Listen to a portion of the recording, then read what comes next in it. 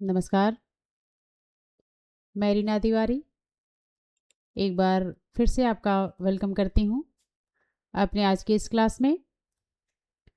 और हमारा ये क्लास जो जुड़ा हुआ है वो क्लास 10th से है और ये फुटप्रिंट विदाउट फेट सेक्शन से है और इसका टाइटल है the making of a scientist.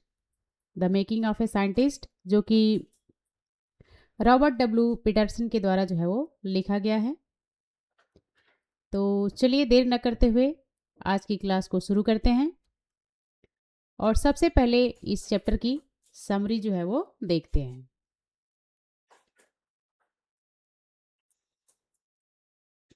तो ये रहा आज के चैप्टर की summary the making of a scientist का। तो शुरू करते हैं। The story follow the journey of Richard एब्राइट who grew up in reading Pennsylvania. As an only child, he lacked friend to play sport with, so he turned to collecting things, rock, fossil, coins, and most importantly, butterfly. यहाँ पर देखिए बताया गया है कि ये पूरी जो कहानी है वो किसकी जर्नी पर आधारित है। वो है रिचर्ड एब्राइट की, जिनका पालन पोषण जो है वो रीडिंग में हुआ था। रीडिंग एक जगह का नाम है जो कि पेंसिल्वेनिया में है। और यहाँ बताया गया है कि वो इकलौते बच्चे थे अपने घर में, इसलिए उनको दोस्त की कमी भी थी, इसलिए वो ज़्यादा खेलते नहीं थे लोगों के साथ, बच्चों के साथ। और इस तरह से उन्होंने अपना पूरा ध्यान जो है वो चीज़ों को इकट्ठा करने में, यानी कि उन सब चीज़ों को इकट्ठा करके खेलने में, उसको समझने में वो वक्त बिताते थे। जैसे कि रॉक्स हो गया, फॉसिल हो गया और क्वाइन हो गए, या फिर मोस्ट इम्पॉर्टेंटली यहाँ पर बताया गया है butterflies. His mother played a crucial role by encouraging his curiosity and buying him scientific equipment। देखिए उनकी माँ का बहुत ही खास रोल होता है उनकी लाइफ में, जो उन्हें बहुत ही उत्साहित करती हैं, प्रोत्साहित करती हैं और जो चीज़ें वो कहते हैं वो ला कर देती हैं। जो साइंटिफिक इक्विपमेंट होते हैं वो लाकर जो है उन्हें वो देती हैं। यानी कि इस तरह से उनकी माँ ने उनकी अहम भूमिका निभाई थी साइंटिस्ट बनने में। जितने भी ज़रूरी वो साइंटिफिक इक्विपमेंट जो कहते थे लेने के लिए, वो सारी चीज़ें जो है उनकी माँ जो है उनके लिए लेकर आती थी। आगे देखते हैं। His real journey begin with the book called the travel of monarch 10। उनकी वास्तविक जर्नी जब शुरू हुई एक बुक के द्वारा हुई, एक बुक के साथ हुई, जिसका टाइटल था the travel of monarch 10। This book open his eyes to the world of science. और इसी बुक से जो है उनको साइंटिफिक वर्ल्ड के बारे में जो है कुछ जानने को मिला। And led him to conduct various experiment. और इस तरह से वो विभिन्न प्रकार के एक्सपेरिमेंट करने की तरफ जो है वो आगे बढ़े। From winning county science fair to discovering the purpose of the 12 gold spot on monarch pupa, Ebright persistence eventually led him to discover the chemical structure of a hormone and how the cell can read the blueprint of its DNA। देखिए इसी किताब की वजह से जो है उन्होंने कई काउंटी साइंस फेयर में जो है वो उन्होंने कई पुरस्कार जीते थे। और इसके साथ ही साथ उन्होंने 12 गोल्ड स्पॉट जो है वो मोनार्क प्यूपा पर देखा था और उसका उद्देश्य क्या है, क्यों होता है, ये भी बताया उन्होंने। यही नहीं, एब्राइट ने लगातार जो है अपना प्रयास जारी रखा और इस तरह से वो उन्होंने खोज की कैसे होता है हार्मोन का जो केमिकल स्ट्रक्चर। और यही नहीं, इसके साथ ही साथ उन्होंने बताया कि cell can read the blueprint of its DNA, कि डीएनए का ब्लूप्रिंट जो है वो सेल जो है वो समझ सकता है, समझा सकता है। तो इस तरह से ये था समरी, जिसमें रिचर्ड एब्राइट के बारे में जो है वो बताया गया है कि कैसे वो एक साइंटिस्ट बने और उनके लाइफ में किसकी अहम भूमिका है। तो उनके माँ की है, जो उन्हें जो है तमाम तरह के साइंटिफिक इक्विपमेंट जो है वो लाकर जो है वो देती थी। तो समरी के बाद अब हम देखेंगे इस चैप्टर से जुड़े हुए कुछ इंपॉर्टेंट की पॉइंट। तो शुरू करते हैं। पहला पॉइंट है, एब्राइट started collecting all 25 species of butterfly found around his home town by the second grade. देखिए यहाँ पर बताया गया है कि जब वो सेकेंड ग्रेड में थे तभी उन्होंने जो है बटरफ्लाई के तमाम तरह की प्रजातियां जो है इकट्ठा करना जो है वो शुरू कर दिए थे। His mother was his only companion, उनकी अगर कोई साथी थी, सहयोगी थी, तो वो उनकी माँ थी, एंड अ टीचर और teacher. She bought him telescope, microscope and camera, यानी कि उनकी जो माँ थी वही उनकी साथी थी और उन्हें सब कुछ जो है वो लाकर सारी चीज़ें जो है वो देती थी। द बुक्स, एक बुक है the book the travel of monarch ten introduce him to the butterfly migration and doctor Urquhart of the University of Toronto, और एक उनके सहयोगी थे, वो थे डॉक्टर अर्कट जो कि टोरंटो यूनिवर्सिटी से जुड़े हुए थे। उन्होंने जो है इस बुक को लेकर, और एब्राइट ने जो है इस बुक को लेकर जो है काफ़ी जो है वो अध्ययन किया, और इससे जो है तमाम तरह के साइंटिफिक जो है द्वार जो है एब्राइट के लिए जो है वो खुलते हैं।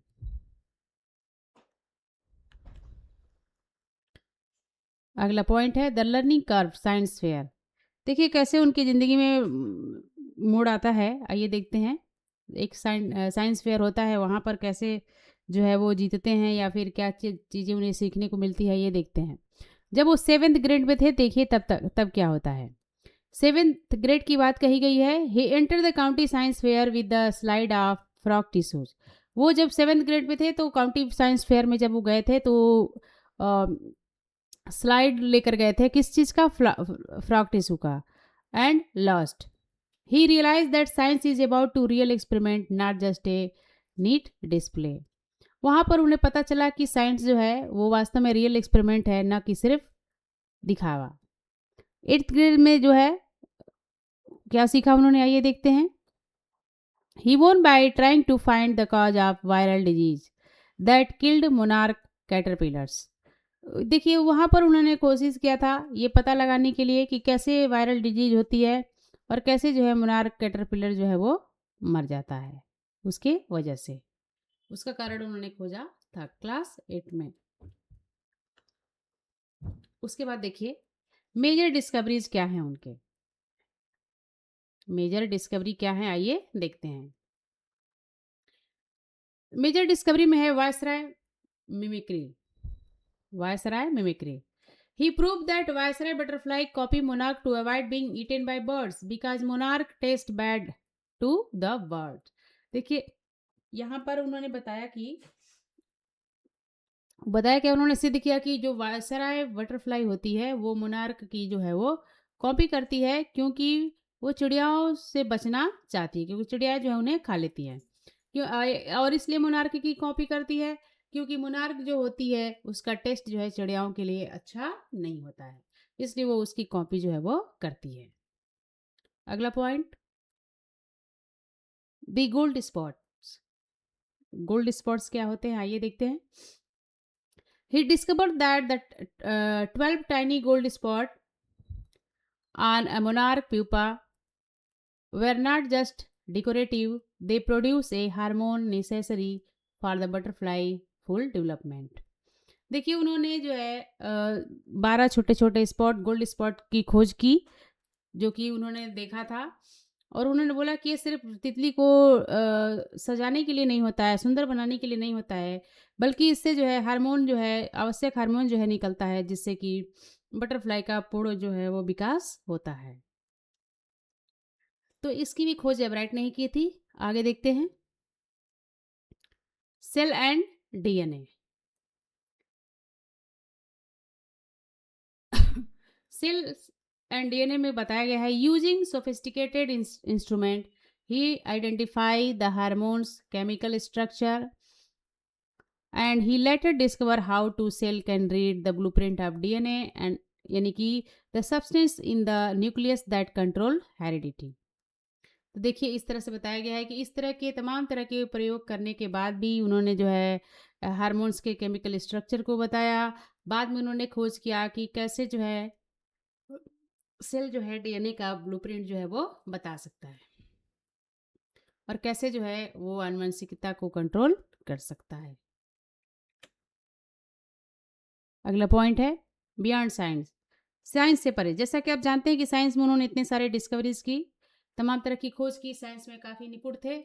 इसके अलावा भी वो कुछ थे, आइए देखते हैं क्या बताया गया है उनके बारे में बियॉन्ड साइंस में। Ebright was not just a scientist, he was champion, debater and public speaker.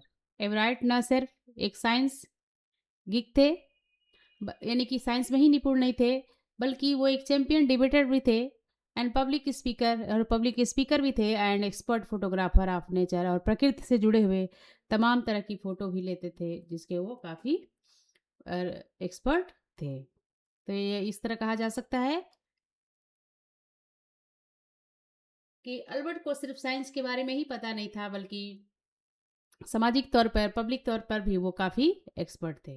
यही यही नहीं, प्रकृति से जुड़े हुए जो फोटोग्राफर का काम होता है वो भी बहुत सही से वो करते थे। His social studies teacher Richard A ware praises his competitive spirit. उनकी जो सोशल स्टडी के जो टीचर हैं वो रिचर्ड ए वेयर जो है उन्हें काफ़ी प्रशंसा करते हैं कि वो उनके अंदर कंपटीशन की भावना बहुत है, and not for winning to sake, सिर्फ जीतने के लिए नहीं, but for doing the job best as possible, बल्कि अपना अच्छा काम दिखाने के लिए। यानी कि उनका मकसद सिर्फ जीतना ही नहीं था, बल्कि अच्छे से अच्छा काम जो है वो करना था। तो ये थे कुछ इंपॉर्टेंट की पॉइंट। तो इंपॉर्टेंट की पॉइंट के बाद अब हम चलते हैं इस चैप्टर से जुड़े हुए कुछ इंपॉर्टेंट क्वेश्चन की तरफ। तो हमारे स्क्रीन में पहला क्वेश्चन है, how did Ebright's mother help him to becoming a scientist. Ebright की मदर जो है किस तरह से जो है उनकी मदद करती हैं साइंटिस्ट बनने में। उनकी माँ का क्या योगदान है उनके साइंटिस्ट जो है वो बनने में, उनकी माँ का क्या भूमिका है, इस क्वेश्चन के बारे में जो है वो बताया गया है। तो आइए देखते हैं। She encourage his interest in learning. वह उनकी जो लर्निंग था, लर्निंग पॉइंट था, उसको इनकरेजमेंट जो है वो उनकी माँ करती थी। एंड सी टूक हिम ऑन ट्रिप्स, वो उन्हें ट्रिप्स पे ले जाती थी। Bought him scientific tools like telescope and microscope. और ये नहीं, जितने भी साइंटिफिक टूल्स होते हैं जैसे टेलीस्कोप हो गया या फिर माइक्रोस्कोप हो गया, and the most importantly gave him the book travel of monarch ten. और यही नहीं, उन्होंने ही जो है बुक दिलाया था उन्हें, the travel of monarch ten, which spark his interest in research, जिसकी वजह से उनके मन में जो है रिसर्च के लिए काफ़ी भावना जो है वो जागृत हुई थी। यही बुक है जिसको पढ़ने के बाद साइंस से जुड़े हुए भावना जो है उनके मन में अत्यधिक जो है वो जागृत हुई थी। तो इस तरह से कह सकते हैं कि एब्राइड की मदर ने जो है साइंटिस्ट बनने में उनकी काफ़ी जो है वो मदद की थी। इसके बाद दूसरा क्वेश्चन में पूछा गया है, what lesson did Ebright learn when he did not win anything at the science fair. देखिए, जब काउंटी फेयर साइंस का काउंटी फेयर होता है तो एक जगह वो कुछ भी नहीं जीतते हैं, तो उससे उनको क्या सीखने के लिए मिली, आइए देखते हैं। He learn that science is not just a about making a neat display of thing, it is about performing real experiment and trying to find actual answer to question. देखिए, उन्होंने सीखा कि साइंस का मतलब सिर्फ यही नहीं है कि हम कुछ चीज़ें जो है साफ सुथरी जाकर दिखा दें या कोई भी चीज़ जाकर यूं ही दिखा दें। It is about performing real experiment, बल्कि इस साइंस का मतलब ये है कि हम कुछ वास्तविक जो है प्रयोग करके वहाँ जो है वो दिखाएं। और यहाँ बताया जा रहा है to find actual answer to question, और जो भी क्वेश्चन हो उसका सही सही आंसर जो है प्राप्त किया जाए। तो ये था दूसरा क्वेश्चन, यही चीज़ें जो है उन्होंने काउंटी फेयर में सीखा था।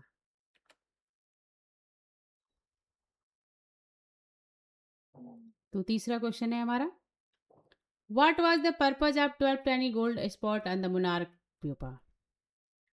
मोनार्क पुपा पे जो है वो कौन सा जो है 12 जो टाइनी गोल्ड स्पॉट दिखाई देते हैं, उसका क्या पर्पज है, क्या उद्देश्य है। तो चलिए देखते हैं क्या पर्पज है। While other thought they were decorative. देखिए, जैसा कि हम लोग सोचते हैं, दूसरे लोग सोचते हैं कि तितली के ऊपर वो उसके सजावट है, उसकी सुंदरता है, जो रंग बिरंगी चीज़ें दिखाई देती हैं गोल्डन कलर की। A bright and another student prove that these spot produce a hormones necessary for the butterflies healthy and full development.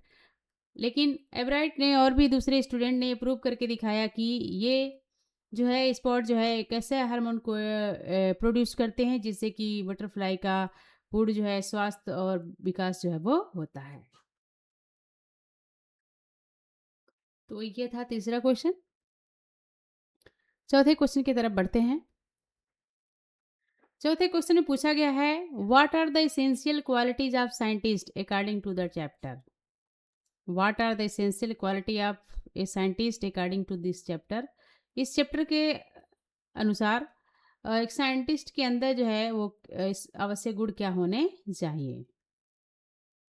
इस चैप्टर के हिसाब से आपको क्या पता चल रहा है कि एक साइंटिस्ट के अंदर जो आवश्यक गुण होते हैं, जो इसेंशियल क्वालिटी होती है, वो क्या होनी चाहिए। तो चलिए देखते हैं। According to this teacher, sorry यहाँ पर देखिए बताया गया है according to his teacher a scientist need to first rate mind, plenty of curiosity, and he will to win for right reason and do the best work possible।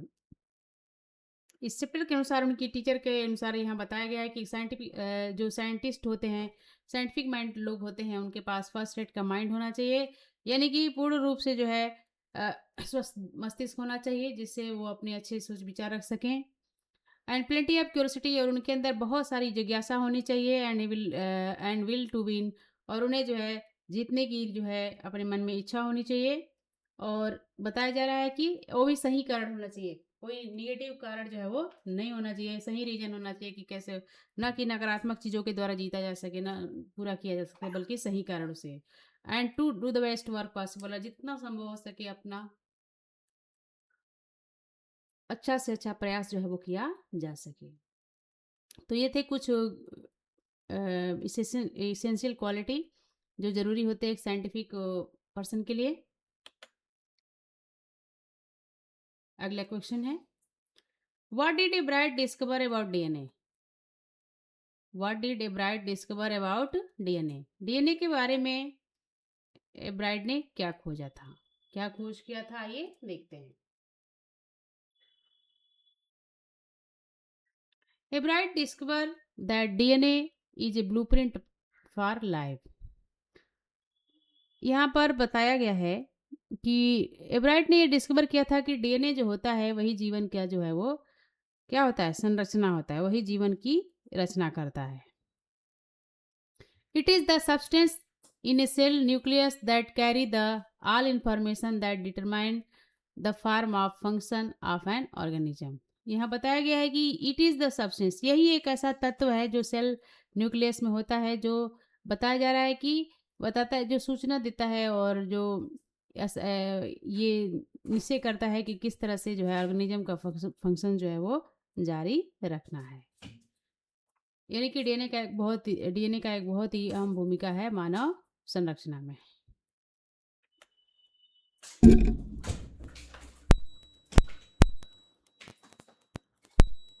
तो important question के बाद अब हम देखते हैं character sketch of Richard एब्राइट। Richard एब्राइट के जो है कैरेक्टर है, आइए उसके कुछ पॉइंट देखते हैं। तो सबसे पहले लिखा है Richard Ebright is a portrait as a multifaceted genius whose success was built on more than just high IQ. देखिए आप रिचर्ड एब्राइट को जो है जो इस चैप्टर में पोर्ट्रेट किया गया है, जो उनको चित्रित किया गया है, जिसमें बताया गया है कि वो काफ़ी मल्टीफेसेस थे, यानी कि हर तरह से गुणी थे वो। और यहाँ पर बताया गया है फर्स्ट क्वालिटी नेचुरली क्यूरियस, स्वाभाविक रूप से उनके अंदर जिज्ञासा थी। आइए देखते हैं। From a very young age एब्राइट was driving curiosity. बताया जा रहा है कि बहुत ही कम उम्र से एब्राइट के अंदर जिज्ञासा जगी हुई थी, चल रही थी। Growing up in Pennsylvania, he could not play team sport, so he channeled his energy into the collecting। देखिए यहाँ पर बताया गया है कि जब वो उनका पालन पोषण हो रहा था, जब वो पेंसिल्वेनिया में जो है वो पल बढ़ रहे थे, तो उस समय उनके पास कोई टीममेट नहीं था, कोई उनका साथी नहीं था खेलने के लिए। इसलिए वो अकेले ही जो है अपनी पूरी एनर्जी जो है चीज़ों को कलेक्टिंग करने में लगा देते थे और उन्हीं के बारे में जो है वो जानना सीखते थे, जानने की कोशिश करते थे।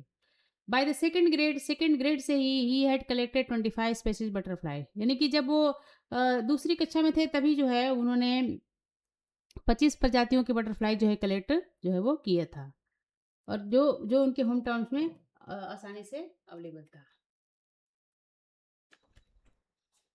अगला पॉइंट है रिसाइलेंट एंड हार्ड वर्किंग। तो चलिए देखते हैं। एब्राइट did not become a scientist overnight. एब्राइट रातों रात जो है साइंटिस्ट नहीं बने। बताया जा रहा है कि एब्राइट जो है रातों रात साइंटिस्ट नहीं बने। When he lost his first science fair in the 7th grade, जब वो 7वीं कक्षा में जब पढ़ रहे थे और जब काउंटी फेयर साइंस का हुआ था और जब वहां पर वो जीत नहीं पाए थे, he did not give up, तो उन्होंने जो है वो हार नहीं मानी। Instead he realise that science required real experiment, बल्कि इसके बजाय उन्होंने महसूस किया, ये सीखा कि साइंस जो है वास्तविक प्रयोग जो है वो चाहता है, नॉट जस्ट नीड डिस्प्ले, ना कि सिर्फ दिखाना है। This competitive spirit doing his best for the right reason, और ये प्रतिस्पर्धा की जो भावना थी उनके अंदर और अच्छी जो उनकी नेक भावना थी, pushed him to win later year, जो कि बाद के वर्षों में जो है उनको जीतने के लिए जो है वो प्रेरित करती है। आगे देखते हैं।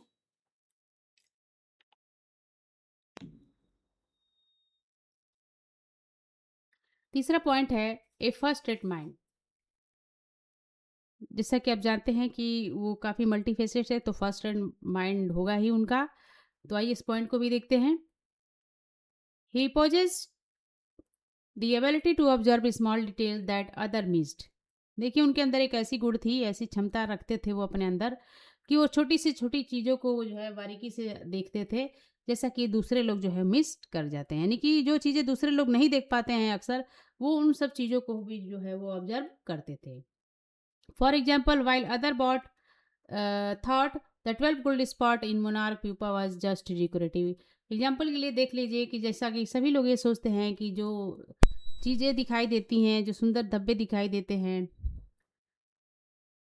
तितली पे, वो डेकोरेटिव चीज़ें होती हैं जिससे कि उसे उसकी सुंदरता बढ़ती है।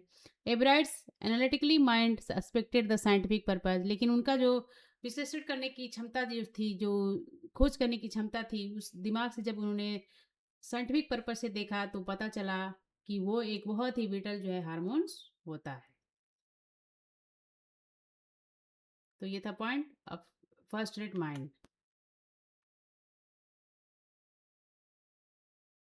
अगला पॉइंट है एन ऑलराउंडर। एन ऑलराउंडर, तो चलिए देखते हैं। एन ऑलराउंडर में बताया गया है एब्राइट was not a bookworm who only stay in the lab. He was a champion debater, a public speaker, and economist, and an expert photographer. देखिए यहाँ पर बताया गया है कि एब्राइट जो थे वो सिर्फ किताबी कीड़ा नहीं थे जो कि हमेशा लैब में बैठे रहे हैं, बल्कि वो एक चैंपियन डिबेटर भी थे, पब्लिक स्पीकर भी थे, कैनोइस्ट भी थे, यानी कि उनको जो है नाव पानी में नाव को चलाना भी बहुत अच्छे से आता था, और यही नहीं, वो एक्सपर्ट फोटोग्राफर भी थे, नेचुरलिस्ट। उसके बाद बताया गया है this so he had a well round personality and could excel the various field. और जो ये दर्शाता है कि वो वेल राउंड पर्सनालिटी थे, यानी कि उनके अंदर तमाम तरह के गुण थे, और वो किसी भी फील्ड में जो है वो एक्सेल जो है वो कर सकते थे। तो ये था चौथा पॉइंट। आगे देखते हैं। तो ये कुछ इंपॉर्टेंट पॉइंट थे एवराइट के कैरेक्टर के। अब उनकी मदर्स के कैरेक्टर के बारे में जो है वो देखते हैं, एवराइट्स मदर कैरेक्टर। तो शुरू करते हैं।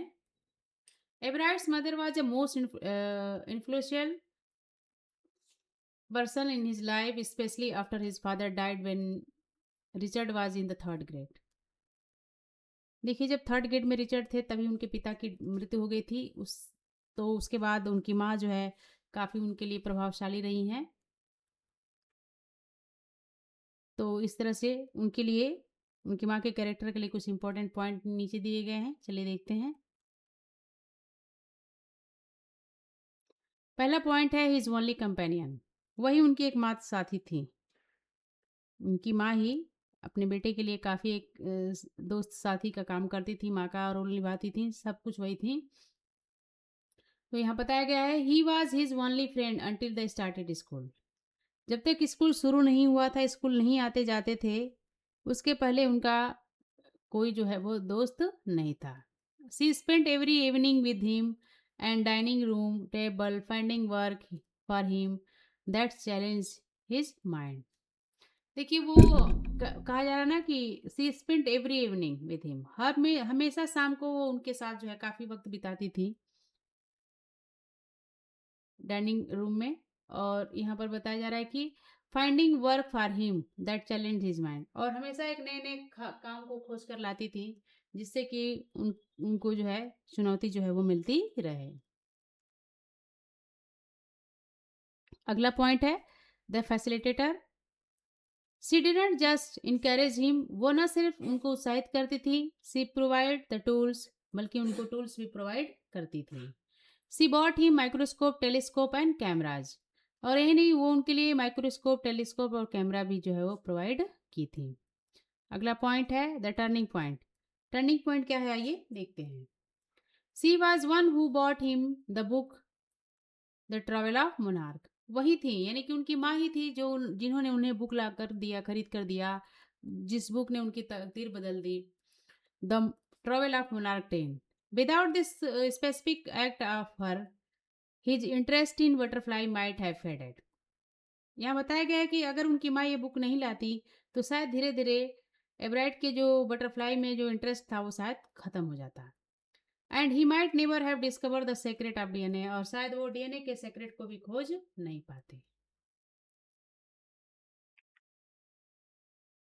तो ये था कैरेक्टर एब्राइट की मदर का।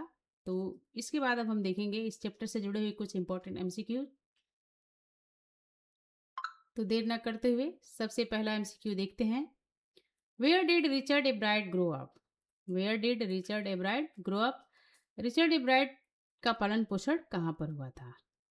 तो देखिए रिचर्ड एब्राइट का पालन पोषण जो है वो रीडिंग पेंसिल्वेनिया में हुआ था, इसलिए ऑप्शन नंबर सी जो है वो करेक्ट आंसर है। अगला क्वेश्चन है which book change Ebright's life? कौन सी बुक थी जिसने एब्राइट की लाइफ को ही बदल दिया पूर्ण रूप से? तो देखिए वो बुक थी द ट्रैवल ऑफ मोनार्क 10। इस बुक के द्वारा ही उनको उनके अंदर साइंटिफिक जो रीजन थे वो बहुत ज़्यादा आए, तो इसलिए ऑप्शन नंबर बी जो है वो करेक्ट आंसर है, द ट्रैवल ऑफ मोनार्क 10। अगला क्वेश्चन है by which grade had एब्राइट collected all 25 species of butterflies? बताया जा रहा है कि किस ग्रेड में एब्राइट थे तभी उन्होंने 25 स्पेसीज ऑफ बटरफ्लाई जो है कलेक्ट किया था। तो उस समय वो देखिए सेकेंड ग्रेड में थे, इसलिए ऑप्शन नंबर बी हमारा करेक्ट आंसर है, सेकेंड ग्रेड। अगला क्वेश्चन है why do viceroy copy monarch butterfly? Viceroy जो है मोनार्क की बटरफ्लाई की कॉपी क्यों करती है? तो देखिए वो क्यों करती है, to protect themselves from bird, bird से बचने के लिए, क्योंकि मोनार्क का जो टेस्ट होता है वो बर्ड के लिए अच्छा नहीं लगता, इसलिए वो उसका कॉपी कर लेती है कि चिड़िया जो है उसको खा ना सके, इसलिए option number C to protect themselves from birds correct answer है। अगला question what did Ebright show at his first science fair? अपने फर्स्ट साइंस फेयर में एब्राइट ने क्या दर्शाया था, क्या दिखाया था? देखिए उन्होंने दिखाया था स्लाइड्स ऑफ फ्रॉक टिश्यूज, उन्होंने फ्रॉक टिश्यू के कुछ स्लाइड जो है वहां पर दिखाए थे, तो ऑप्शन नंबर बी हमारा करेक्ट आंसर है, स्लाइड ऑफ फ्रॉक टिश्यूज। अगला क्वेश्चन है who was the scientist एब्राइट for the guidance? यहाँ पर बताया गया है कि who was the scientist एब्राइट who wrote for the guidance. यहाँ बताया जा रहा है कि वो कौन से साइंटिस्ट है जिनको जो है एब्राइट ने जो है लिखा था गाइडेंस के लिए ताकि उनकी मदद हो जाए। तो देखिए वो थे डॉक्टर फ्रेडरिक ऑरखर्ट जिन्होंने उनकी काफ़ी मदद की थी, तो ऑप्शन नंबर ए हमारा करेक्ट आंसर है। अगला question the 12 ten spot in monarch paper were the which colour? किस कलर में होता है जो 12 टेन स्पॉट होता है? तो देखिए वो गोल्ड कलर का होता है, इसलिए ऑप्शन नंबर बी गोल्ड जो है वो करेक्ट आंसर है। अगला question, what does DNA stand for the contest of blueprint? DNA जो है वो किस लिए जो है वो किस संदर्भ में, ब्लूप्रिंट के किस संदर्भ में जो है वो निहित रहता है? तो चलिए देखते हैं। यहाँ पर आंसर बताया गया है।